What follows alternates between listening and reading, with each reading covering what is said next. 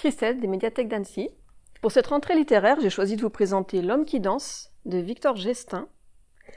Le résumé est assez simple, c'est une sorte de chronique de la vie ordinaire d'un homme ordinaire dans une petite ville de province.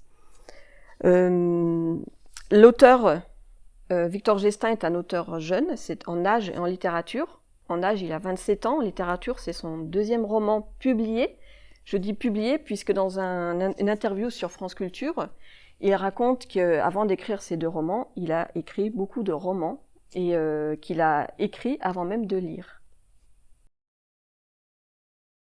La Chaleur, paru en 2019, qui se passait dans un camping. On y suivait une journée d'un jeune homme qui, la veille, avait vu un homme se tuer, ne pas intervenir.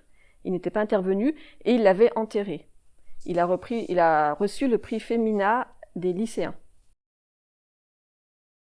Alors, comme dans son premier roman, celui-ci se passe aussi dans un lieu assez particulier. Son premier roman se passait dans un camping, ici ça se passe dans une boîte de nuit, la plage. Donc cet homme, il passe toutes ses soirées au fur et à mesure du roman. On voit qu'il devient de plus en plus dépendant à cette boîte de nuit. Chaque chapitre de ce roman est une rencontre avec un personnage masculin ou féminin.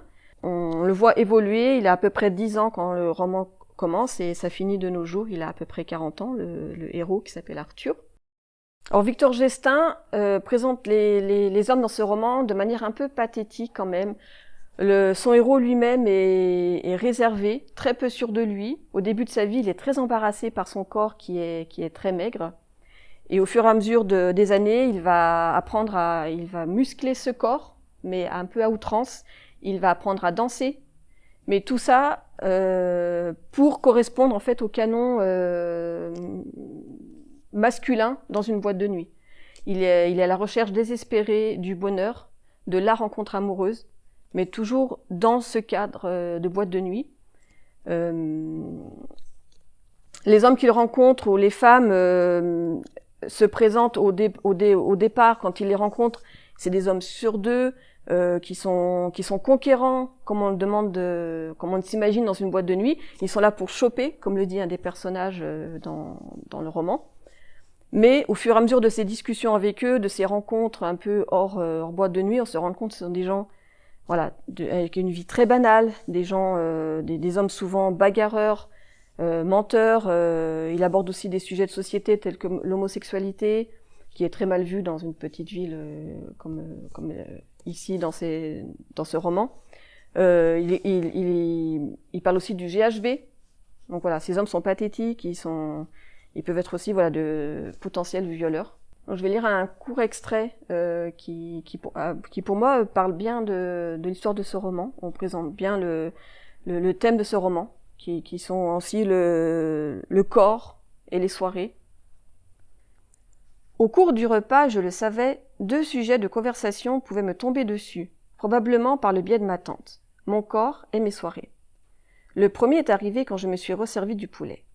Christiane a dit que j'avais beaucoup d'appétit, sans doute par besoin de protéines. D'ailleurs, prenais-je aussi des compléments alimentaires?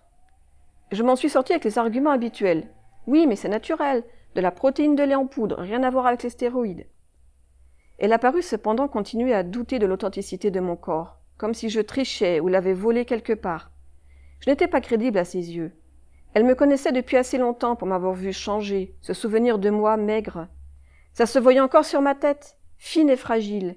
Elle rappelait ce que j'avais voulu cesser d'être. Faisait sonner faux mes gros bras, mes gros pecs, mon dos large et toute cette fourrure de muscles jetée sur mes os. Mes parents eux-mêmes n'arrivaient plus à masquer leur gêne. Mon père surtout. Il écoutait ma tante et n'en pensait pas moins. Avec les années, son optimisme à me voir sortir et faire du sport s'était affaissé, muet en une sorte d'incompréhension, de condamnation muette. Son sourire s'était crispé comme devant une bonne blague qui dure trop longtemps.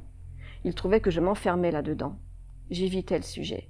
À force, on se parlait de moins en moins.